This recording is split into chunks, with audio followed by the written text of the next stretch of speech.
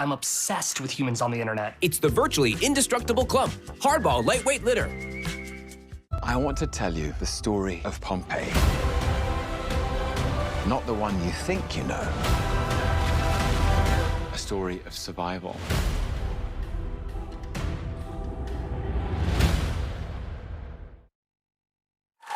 Well, Alyssa is on our Behind the Table podcast today.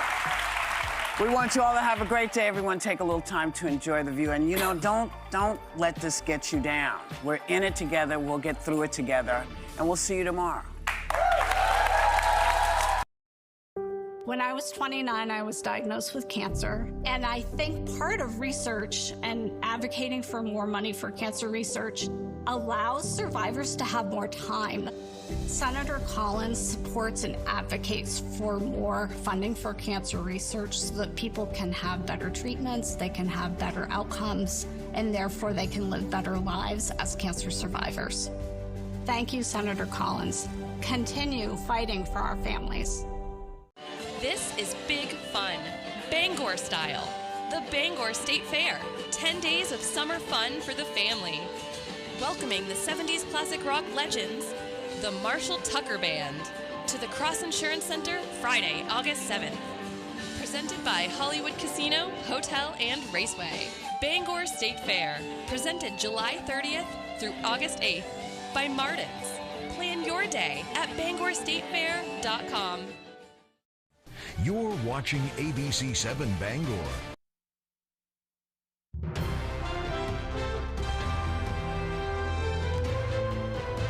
This is ABC 7 News at Noon. The man accused of hitting a family of 4 with his vehicle was in court yesterday. Good afternoon, I'm Susan Farley.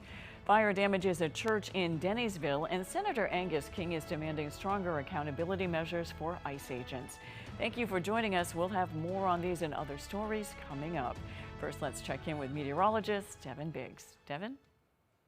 Hey Susan, happy Tuesday afternoon. We have a small craft advisory up along the coast, and that will last until Wednesday at around 6 p.m. indicated there. We do have some active surf that will be en route as an area low pressure approaches from the west. So as we do check things out, we had a little bit of precipitation showing up further off towards the north earlier this morning. That has since backed off, so we will be watching for increasing clouds throughout the day as that next system shows up. You can see that right there is starting to get its act together. In general, today we'll be under a mostly cloudy sky as this all moves in our direction. So futurecast, again, showing some breaks in the clouds, but in general, we'll be under a mostly cloudy sky later on. Scattered showers and thunderstorms en route later on tonight. Some of those may pack a punch with gusty winds and some hail possible too. And of course, that's the reason for that small craft advisory that's in effect for later on tonight, as well as we will also have some gusty winds. So for today, upper 70s, mostly cloudy, windy out there with that south wind gusting up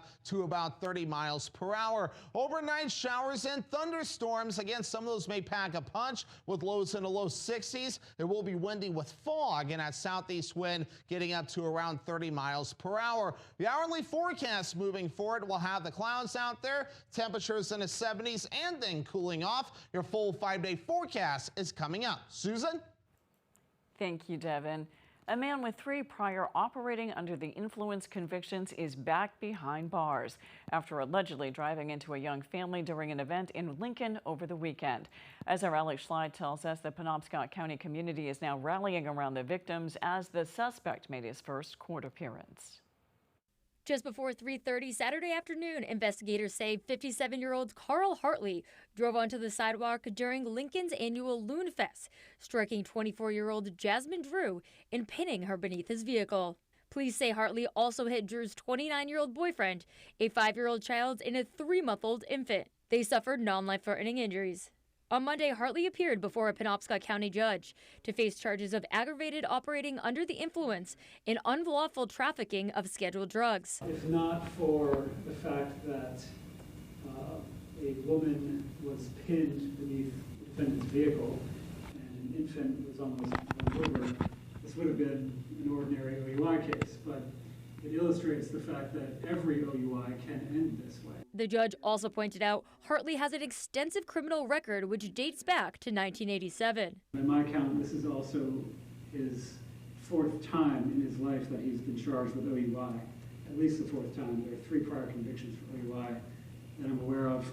The judge set Hartley's bail at $10,000 cash or $30,000 as surety. While the criminal case moves forward, support for the Drew family continues to grow. A GoFundMe has raised more than $6,000 as of Monday night. Several local businesses have also pledged donations in set-up fundraisers. For a full list of participating businesses, go to our website, foxbangor.com. In Penobscot County, Alex Schley for ABC 7 and Fox 22 News. An Ellsworth woman will serve 3 years in prison after pleading guilty to firearms charges. 36-year-old Carissa Beam was on probation for robbery when she was arrested in Trenton. The U.S. Attorney's Office says she had 2 handguns, which was a violation of her probation. Along with serving 3 years in prison, Beam will also have to serve 3 years of supervised release. Police in Rockland are attempting to find a missing man. They say they're trying to check on the well-being of 49-year-old Scott Clark. He's not wanted for any criminal activity. They're just trying to make sure that he's okay. Scott was last known to be driving a blue 1999 Chevy Tahoe with license plate number 393FGZ. Anyone with information about his whereabouts is urged to contact the Knox Communication Center at 593-9132.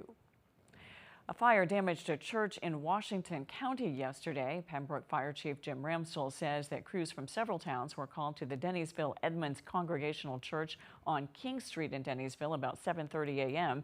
He says a passerby noticed the flames and called for help. Luckily, crews were able to put the fire out quickly, but it did melt some of the siding. The church has been serving the community since 1834. The fire marshal's office is investigating to try to determine what caused that fire. Following the fatal shooting in Biddeford, Senator Angus King is leading dozens of his colleagues in calling for stronger accountability measures for ICE agents. In a letter to the Department of Homeland Security Secretary, 39 senators urged DHS to fulfill its commitment to deploy and expand the use of body cameras, strengthen officer identification requirements, and review enforcement protocol. The senators pointed out that the victims in both Texas and Maine were not the intended targets of ICE investigations, but ended up being killed. They wrote in the letter, quote, "We remain supportive of removing dangerous criminals from our communities, but this goal can and must be achieved without endangering the very communities in the process. By no stretch could either of the victims in Texas and Maine be characterized as the worst of the worst, making these tragic deaths even more egregious. The American people deserve clarity and accountability," end quote.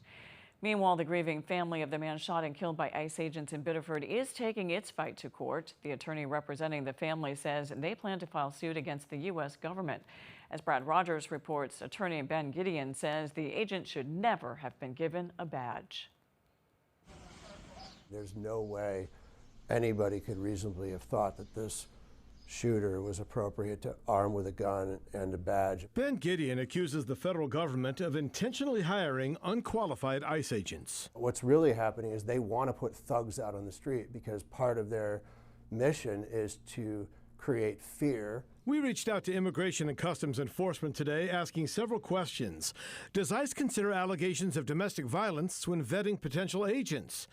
Did the ICE agent who fired shots into a vehicle in Biddeford successfully complete a thorough background security check, drug test, and medical polygraph examination? And why is ICE still allowing agents to fire into vehicles? So far, we've not gotten any response. Homeland Security's own policy says deadly force shall not be used solely to prevent the escape of a fleeing subject. The agency says deadly force is only authorized if there's a reasonable belief someone poses a significant threat of death or serious harm to others. Gideon says Johann Sebastian Duran Guerrero wasn't even the man ICE came to apprehend. Before they shot him dead, nobody accused him of any crime. The government was working with him through the immigration system to process his application for citizenship. He was doing everything right. He was a good person of high character, and by contrast, the person our government hired to put out on the street, give a badge and a gun to, was a person of low character who should never have been given a badge and a gun. Homeland Security first said Guerrero weaponized his car. They later said the ICE agent used deadly force because he feared for public safety. Gideon says all Guerrero did was pull out onto Pool Street to go to work. Just the video that exists, I think, already demonstrates that their now concocted story about their rationale for shooting this person dead is false. What you can tell is not happening is anybody driving a vehicle at a high rate of speed toward anybody with a badge and a gun. My soul is broken. The victim's wife says her husband was a good man who did nothing wrong. Now, my daughter asks for Papa, and I don't have the strength to tell her every night she asks for him. She always slept next to him, and now she can't. There's no way to explain to her that her father is never coming home. Coming up on ABC 7 News at noon, the Pentagon has shared the identity of the third service member killed in the war with Iran over the weekend. We'll be right back.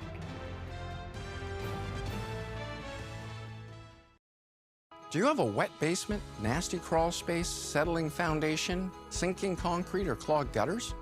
I'm Tony Hafford with TC Hafford Basement Systems, all things basement-y. For over 30 years, thousands of homeowners throughout Maine and southeastern New Hampshire have trusted TC Hafford. Basement waterproofing, crawl space repair, stabilizing foundations, concrete leveling, and gutter installation. Call TC Hafford Basement Systems for all things basement-y.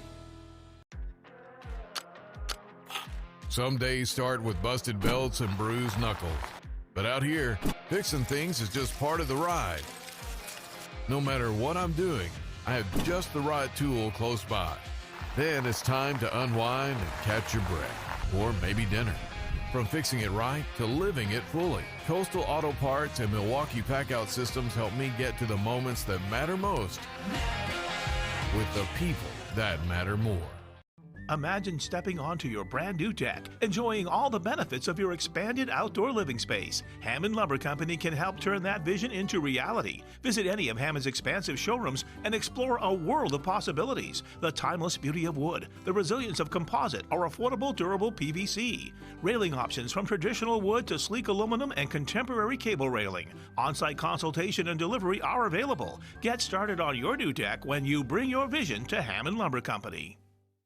Susan Collins broke her promise to protect Roe v. Wade. When Donald Trump called, she cast the deciding vote for his Supreme Court justices who overturned Roe v. Wade. And she voted to put more than 100 Trump judges on the bench. States are banning abortion without exceptions, and women are dying. But Susan Collins says, I do not regret that vote. Tell Susan Collins to stop breaking her word. Stop voting for Trump's anti-choice judges. She's walking by with her two dogs, both leashed. Angry barking leads to a vicious mauling. Rags attacked one of their dogs, causing serious injury. The dogs almost killed my smaller Pomeranian. I looked down and their dog's biting Rags' feet. I guess Rags bit her. But is her proof worth the paper it's written on? Who whited this report out and put in the numbers? Oh, that's myself. I don't take doctored reports. Next Judge Judy. Tuesday at 5 on ABC 7. You're watching ABC 7 Bangor.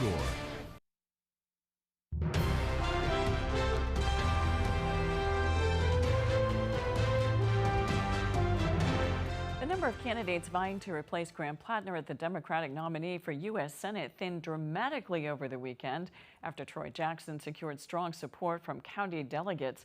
Our Grace Blanchard has the latest.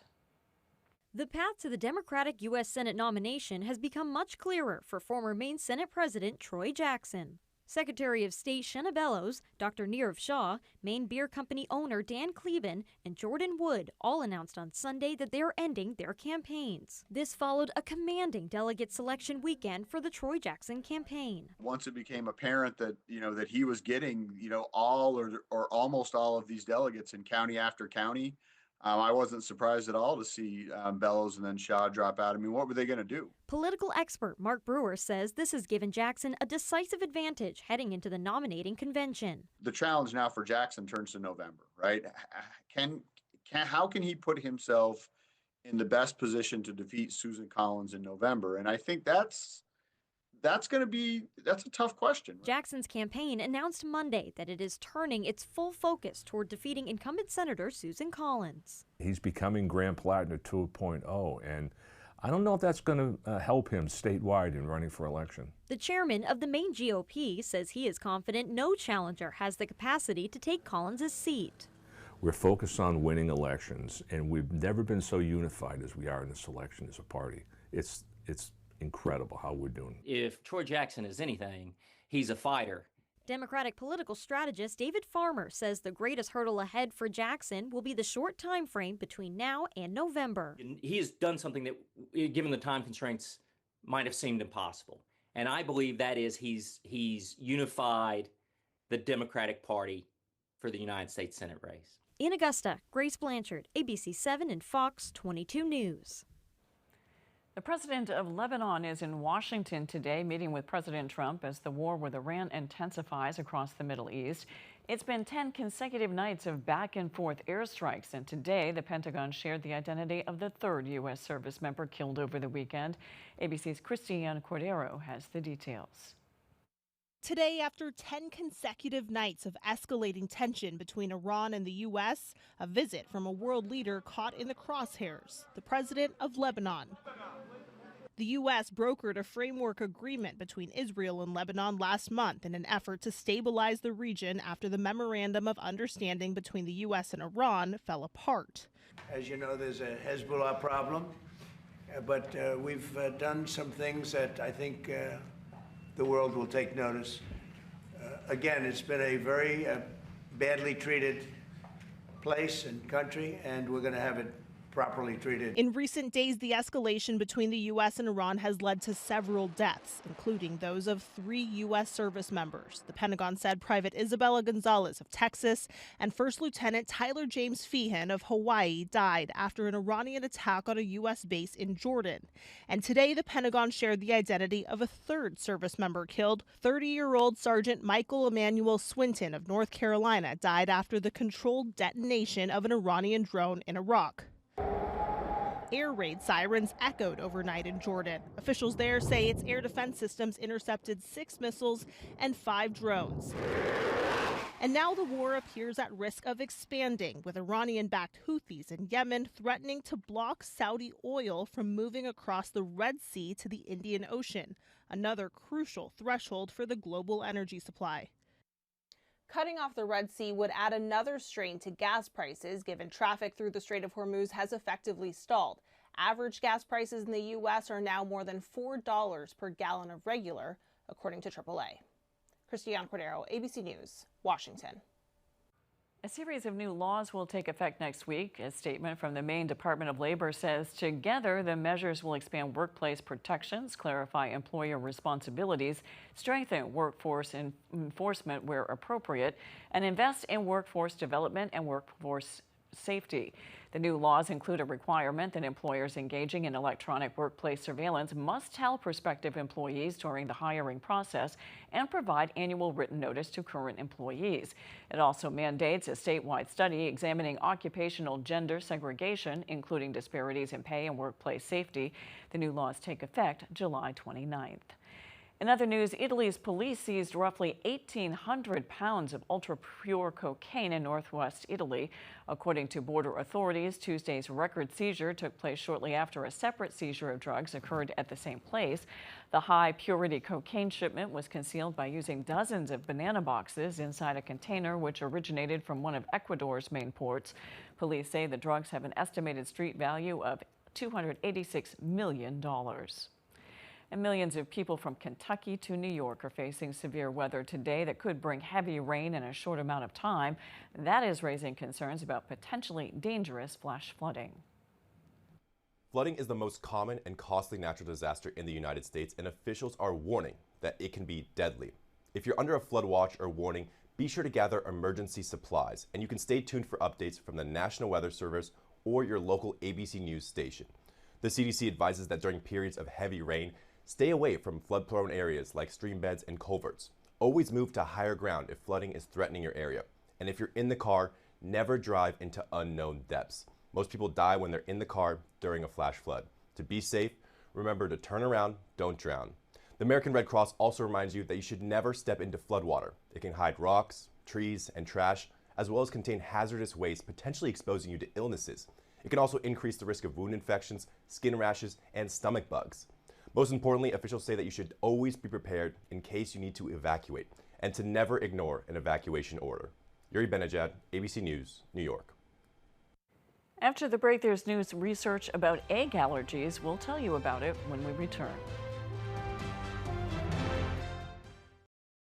You know what today is? It's Tuesday. Just reminding you that whatever day of the week you get hurt, we're your go-to lawyers. If you've been hurt, call us right now. Hurt in an accident, what do you do? Call 222-2222. Do you take propane tank? Anything goes. How about cardboard? Anything goes. How about old rug? Yeah, anything goes. So this too? Furniture removal, basements, garages, attics, hoarder houses. It doesn't matter here at Anything Goes Junk Removal. Anything goes. Well, almost anything. Make your outdoor living space dreams come true with a little help from Granville Stone and Hearth. Granville can help you go from this to this. Outdoor fireplaces, custom outdoor kitchens, gorgeous stone patios, and more. You bring the dreams, we'll supply the materials to make it all real. Create your stunning outdoor oasis with help from the experts at Granville Stone and Hearth. Main Road, Holden. Situated in Jonesboro on the coast of Maine lies Barren View Golf Course, a true links course that's a treat for golfers of all skill levels. We feature a driving range, putting green, practice sand trap, pro shop, and snack bar. Open 7 days a week. Please call ahead for a tee time. Hello, this is George Whelan, founder of Down East Direct Cremation. Over the years, you have come to trust Down East Direct Cremation as your cremation experts, creating the standard for simple, affordable, and respectful cremation care. Through these times of turbulent economy, COVID, rising energy costs, and inflation, Down East Direct Cremation has maintained our price.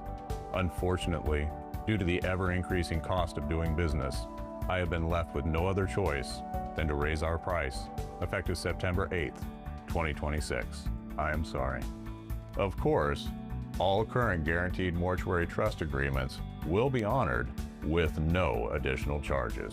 You or anyone who is thinking of prepaying with Down East Direct Cremation will have until then to lock in our current price of $975 complete. For more information or to schedule an in-store appointment, please call us or prepay online using the button exclusively at downeastdirectcremation.com.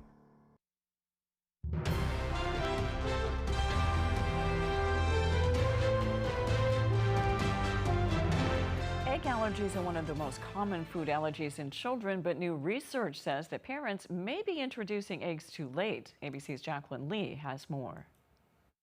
Most parents wait until their baby is at least 1 year old to introduce eggs, but experts say that's actually too long to wait.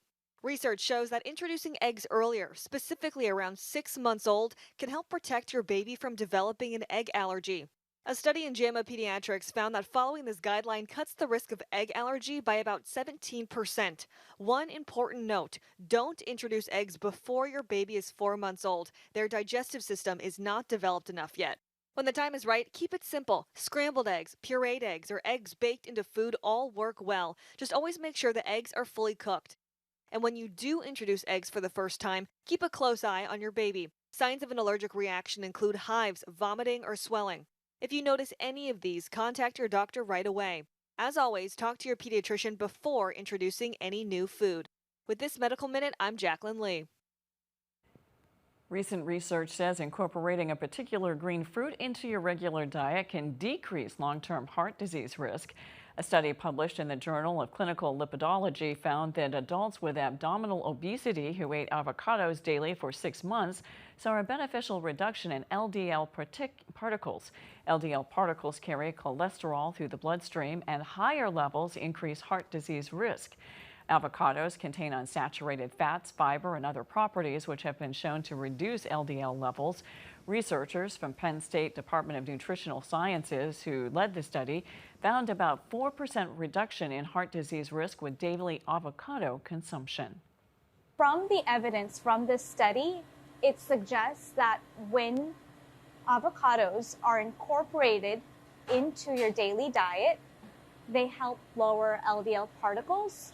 So this means that one small dietary modification every day can improve your long-term heart disease risk. Meanwhile, researchers say adults with obesity tend to carry more LDL particles, adding maintaining a healthy diet can help promote cardiovascular health. When we return, Devin Biggs has your 5-day forecast.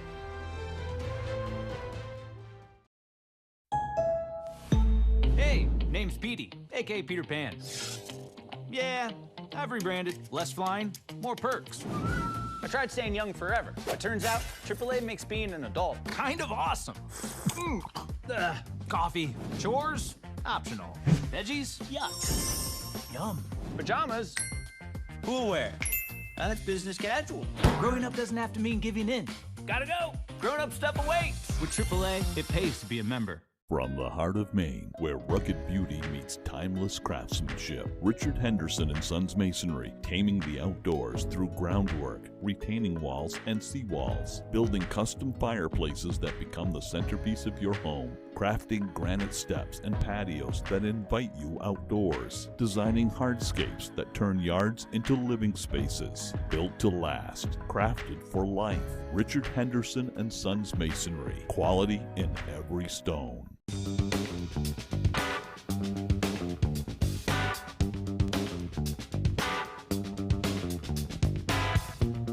Roto-Rooter has served the greater Bangor area and beyond for 35 years, offering plumbing, hydrojetting, snaking, descaling, video inspection, and grease interceptor cleaning services. For all your residential and commercial clogs, call Roto-Rooter today, 990-1234. And away go troubles down the drain. Roto-Rooter.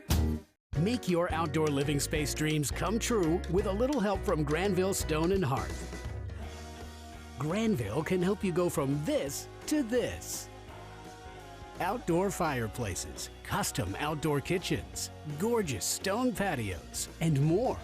You bring the dreams, we'll supply the materials to make it all real. Create your stunning outdoor oasis with help from the experts at Granville Stone and Hearth, Main Road, Holden.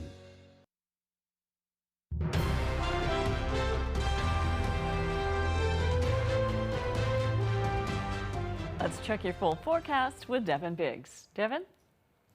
Alrighty, Susan, thank you very much. Your full weather forecast brought to you by Old Town Redemption Center, now offering a 10% bonus on your returnables and a monthly $100 drawing. Alrighty, here we go. There is that small craft advisory right there along the coast, and that will last until about 6 p.m. As we head towards your Wednesday, we are going to be watching for some active surf as the winds pick up as an area low pressure approaches from the west. So wave heights, not bad just yet at around 2 to 3 feet according to the buoys. It's not bad farther off towards the west either at around 3 to 4 feet, but things are going to be picking up with that area low pressure that will be moving in. So here's the clouds right now approaching from the west and going toward the east. You can see we do have a little bit of activity that moved in later on, or earlier this morning, I should say, to the north. That has since backed off. But again, the focus is going to be on this front that's going to be moving in later on this evening. That's going to bring the showers and thunderstorms with it,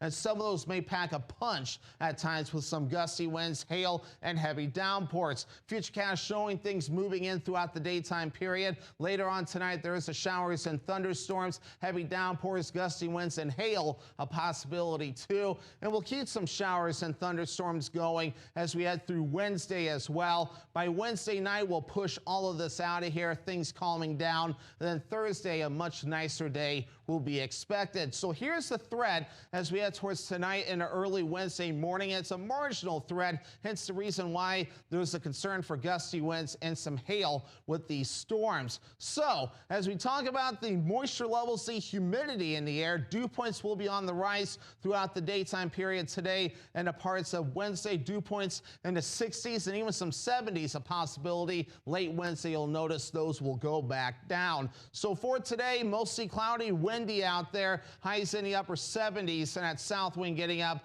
to about 30 miles per hour. By tonight, showers and thunderstorms. It will be windy with fog as well. Lows in the low 60s, and that southeast wind at about 30 miles per hour. Tomorrow, low 80s, mostly cloudy, scattered showers and thunderstorms too, with that south wind getting up to about 25 miles per hour. And your extended forecast for your Thursday, partly cloudy with highs in the mid 70s. And then for your Friday, mostly sunny with low 80s for the high. And then for your Saturday, mostly sunny with highs in the mid 80s.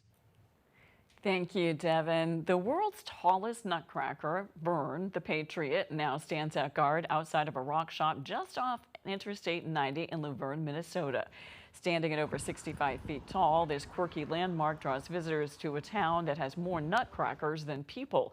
After her large collection drew bus tours of visitors to her house, Rock County resident Betty Mann donated her collection of more than 2,500 nutcrackers to the town's Historical Society in 2016. The collection now boasts over 7,500 nutcrackers. You either love them or you don't, and I just, for whatever reason, absolutely love them. Vern cost around $600,000 to construct. He's been submitted for consideration for a Guinness World Record.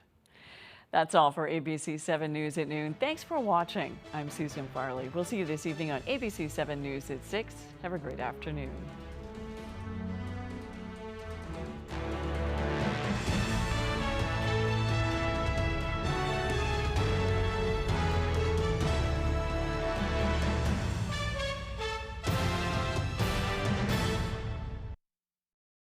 Live from the Maine Lobster Festival in Rockland, it's the Lobster Crate Races. Watch fearless racers dash across floating lobster crates. Will they make it or take a spectacular splash? Who will stay on their feet and who will take the plunge? Don't miss the Lobster Crate Races live from the Maine Lobster Festival, Sunday, August 2nd at 2 p.m. only on Fox 22. You're watching ABC 7 Bangor.